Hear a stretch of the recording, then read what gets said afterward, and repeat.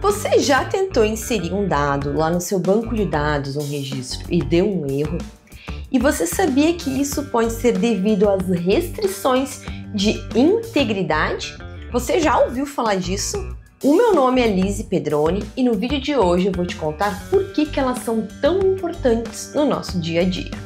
Então, talvez você já tenha em alguma aula da faculdade ou em algum outro vídeo, em algum outro material, ouvido falar a respeito das restrições de integridade e pensado, isso é só teoria.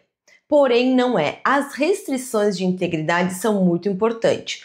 No vídeo de hoje eu vou te dar alguns exemplos práticos de como isso acontece no nosso dia a dia. E por que elas são tão importantes? Porque uma das funções de um SGBD, de um sistema gerenciador de banco de dados, é garantir a integridade dos dados. E o que isso significa? É garantir que os dados que estão ali armazenados, eles tenham exatidão e consistência. Vamos ver hoje então 4 regras de integridade, que são essas regras que garantem essa consistência e exatidão dos dados que estão ali armazenados. A primeira que nós vamos ver hoje, a primeira regra de restrição, seria a integridade de domínio. E o que isso significa? A integridade de domínio, ela define o tipo de informação que uma coluna ela pode armazenar, como número ou texto. E o que ela faz? Ela garante que apenas os dados válidos sejam inseridos naquela coluna.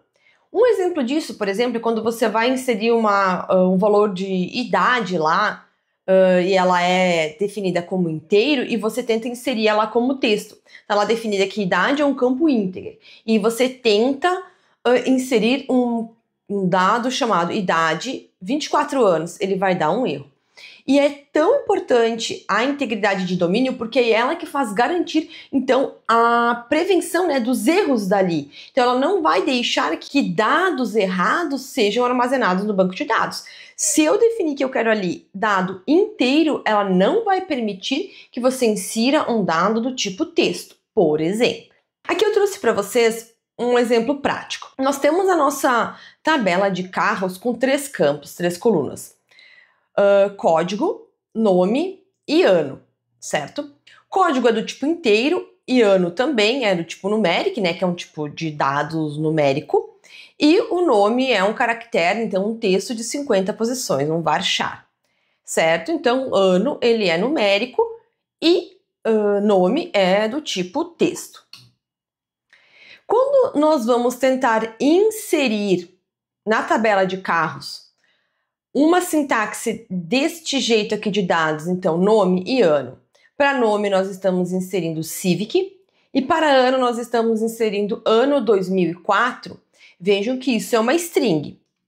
E aqui nós temos que ano é numeric. Então o que acontece? Se eu for inserir aqui um tipo texto para a coluna ano, o que vai me acontecer? Ele vai retornar aqui, ó.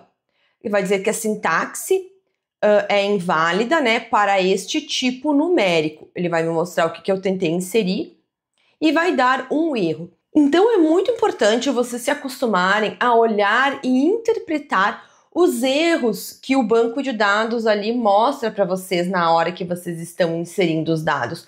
Muitas pessoas elas só dizem: ô Lizzy, tá dando um erro aqui quando eu vou inserir o dado no meu banco de dados.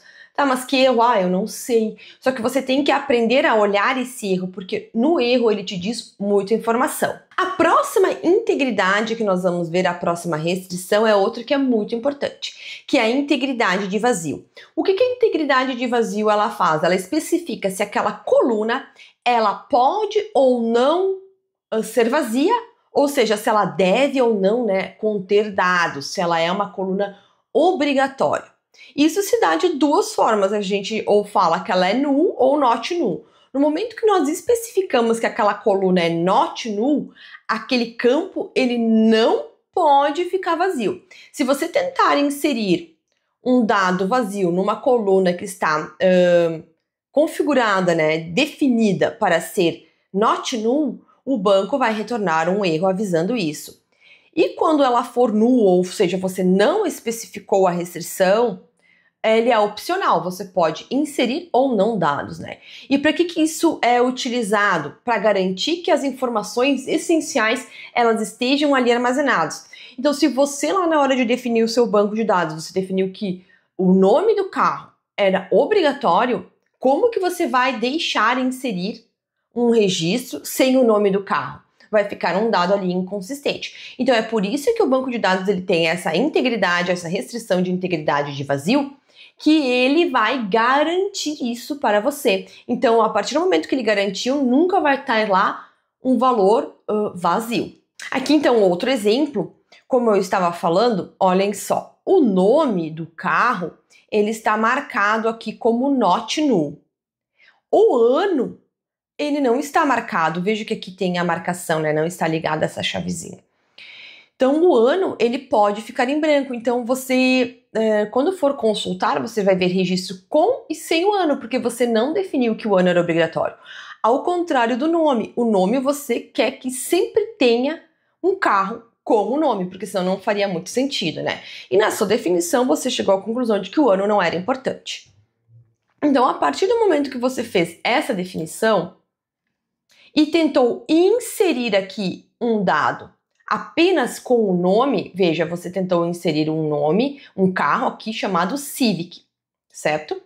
No momento que você fez esse insert, o que o banco de dados retornou? Insert 1. Ele conseguiu inserir esse registro com sucesso. Por quê? O nome, que era o que ele pedia de obrigatoriedade, nós cumprimos com o dever.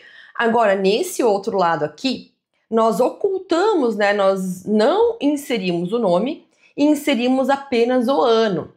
E aí, o que vai acontecer? Veja bem, disse que deu um erro aqui ao inserir essa coluna, porque a coluna de nome, chamada, né, nome, na tabela carros, violou uma constraint not null, ou seja, ela violou uma restrição de integridade que você definiu ali. Então, ó, colunas, ele está dizendo que valores nulo na relação carro viola essa constraint e ele não vai inserir o registro para você. Então, isso é bobagem? Não, é muito importante, porque é uma maneira que vai garantir que aquilo que você precisa, que é importante, esteja realmente lá armazenado. E vamos ver agora qual é a nossa próxima restrição. É outra chamada integridade de chave. Essa eu acho que a maioria de vocês já deve ter visto, que ela garante então a unicidade dos dados em uma tabela, por exemplo, a chave primária.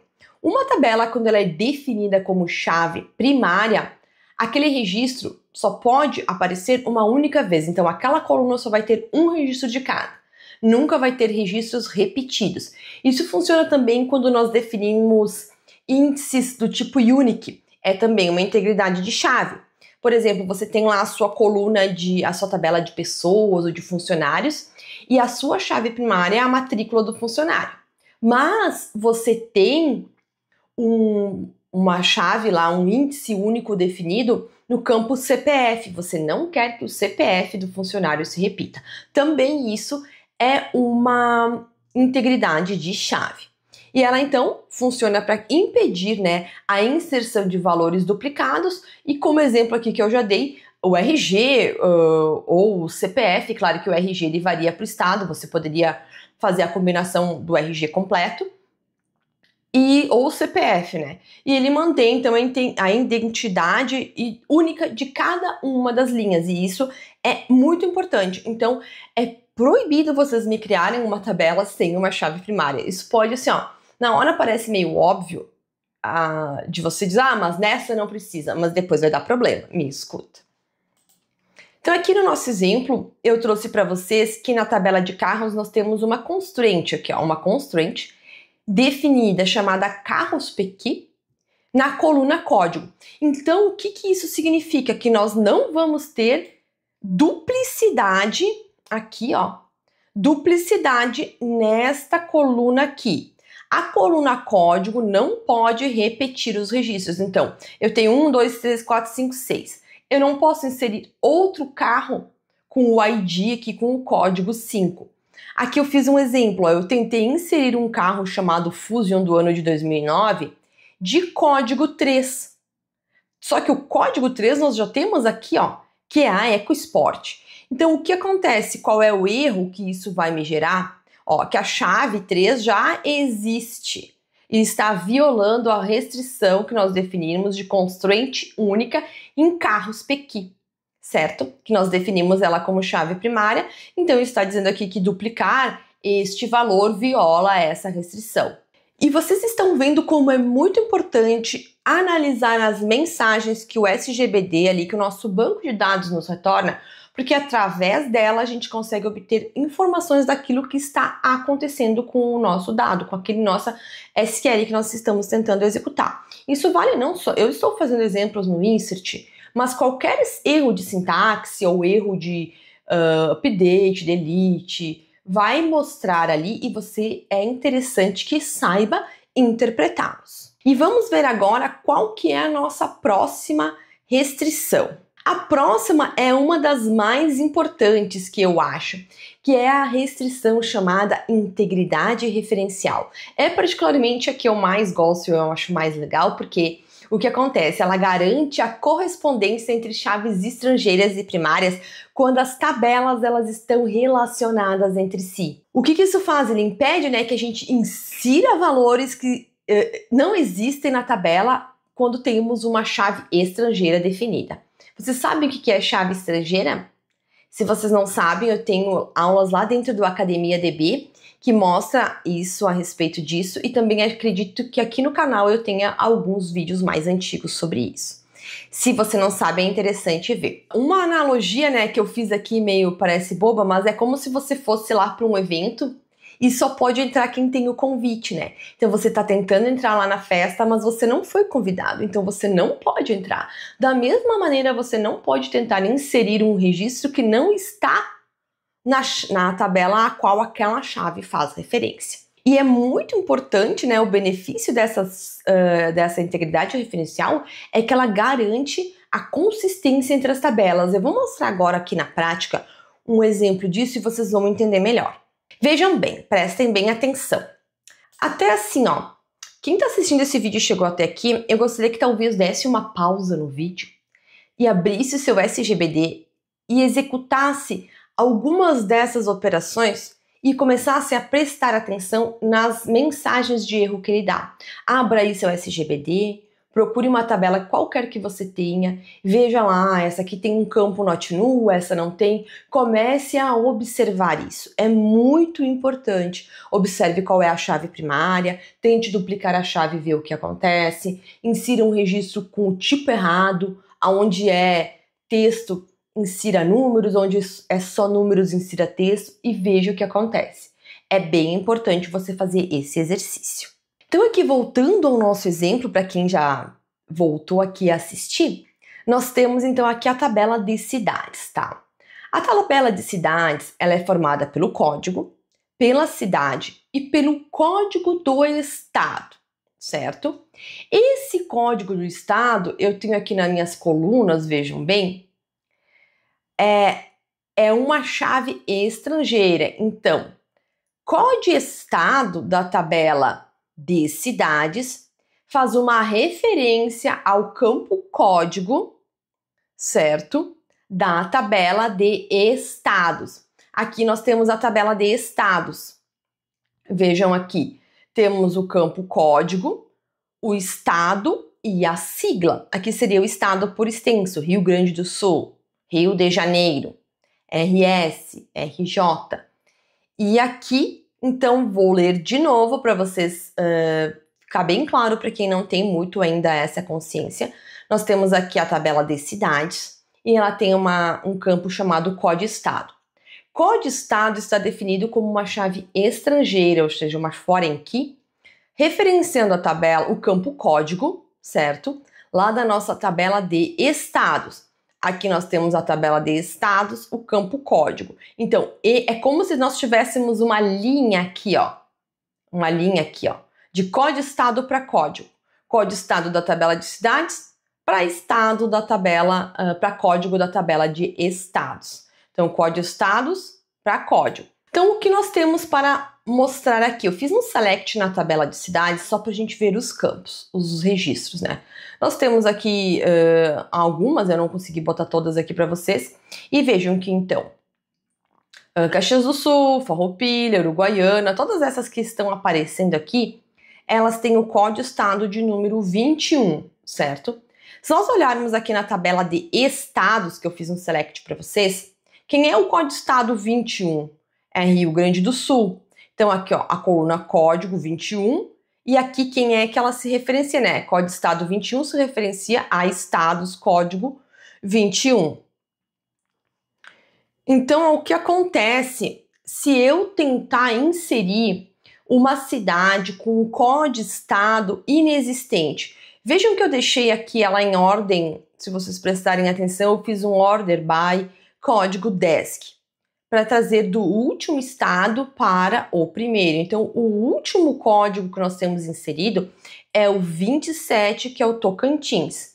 E aqui eu vou fazer um insert na tabela de cidades, inserindo a cidade de Alvorada no estado de número 55. Vejam, eu não tenho 55 aqui. O que é a restrição de integridade que eu tenho definida com a minha chave estrangeira vai fazer? Ela vai dizer que a chave código-estado 55 não está presente na tabela estados para fazer um insert ou um update na tabela cidades. Isso viola, então, a constraint de chave estrangeira, né, a foreign key, definida em estado cidades FK, que é aquela que a gente definiu aqui, ó, estado cidade FK, que código-estado deveria estar presente na tabela de estados no campo código. Então, aqui está, né, o erro da nossa restrição de integridade referencial. Essa sim é muito importante, porque vocês imaginem que na hora de inserir o banco não fizesse essa validação e deixasse eu ter inserido o código 55. O que aconteceria? Eu nunca mais iria saber. Depois ia dar um monte de problema no buscar esses dados, porque eu nunca mais ia saber de que estado é essa cidade Alvorada. Porque está inserido, né, ia ser um dado inconsistente. Aqui está um exemplo bem clássico. E o banco ele foi muito inteligente e restringiu isso para nós. Então eu mostrei aqui alguns exemplos de restrições de integridade com as 4 restrições que são fundamentais em um banco relacional. E então vamos ver, por que elas são importantes? Porque as restrições de integridade, elas são essenciais para manter os dados, como eu falei antes, corretos e consistentes. E é uma coisa fundamental os profissionais, né, que trabalham com banco de dados, ou seja, vocês, saberem disso. Porque a partir do momento que tu tem consciência que existe a restrição de integridade referencial, você vai saber a importância que é criar uma chave estrangeira lá na sua tabela. Ah, mas eu vou fazer isso via código depois na aplicação. Não vai dar certo, porque no momento que alguma outra pessoa inserir algum registro lá que não for você que lembra disso, vai dar problema. Se a pessoa for inserir diretamente no banco, vai dar problema. Então usem os recursos da restrição de integridade referencial, só vai funcionar se estiver definida a AFK, se você for lá e implementou a AFK na sua tabela. Quais são os benefícios dessas restrições de integridade? Elas previnem erros, mantêm a consistência e garantem a qualidade dos dados.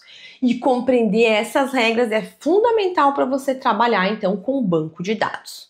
Então, o que eu tenho para deixar para vocês como mensagem? Que as restrições, elas validam o banco de dados, evitam inserção de dados inválidos ou inconsistências. E eu gostaria de pedir, se você já tem experiência com isso, ou se você não tem, e é acostumado a ver erros lá no seu banco de dados, ou se já passou por situações desse tipo, e quiser compartilhar com os colegas e deixar aqui nos comentários, é muito útil. O vídeo de hoje, pessoal, era isso. Não sei se vocês gostaram, se ficou alguma dúvida, mas eu gostaria de dizer que é um assunto fundamental para quem está começando.